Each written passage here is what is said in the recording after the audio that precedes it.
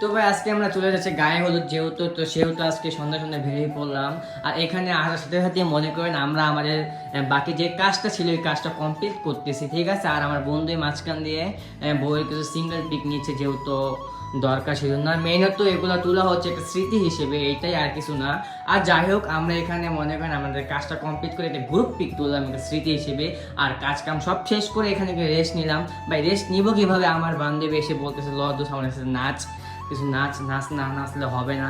তো কি করার ভাই, আমাকে দিয়েই নাচালে আমি একটা আর বাকি সব মেয়ে। ভাই আমি তো লজ্জায় পুরো পাগল হয়ে গেছি। তো যাই হোক ভাই, আমাদের নাচ মুচ সব শেষ করে কমপ্লিট করে আমি আমার বন্ধু মিলে এখানে আলপনা দিলাম।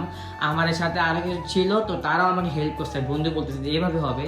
তো সব শেষ করে মনে করেন বিয়েটা ফাইনালি শুরুই হয়ে গেল। আর ভাই বিয়ের নিয়ম কারণ দেখার পর আমার মাথা পুরাই নষ্ট হয়ে গেছে ভাই, ওদের অনেক নিয়ম কারণ। তো ভিডিও ভালো লাগলে অবশ্যই লাইক শেয়ার সাবস্ক্রাইব করতে ভুলবেন না। আল্লাহ হাফেজ।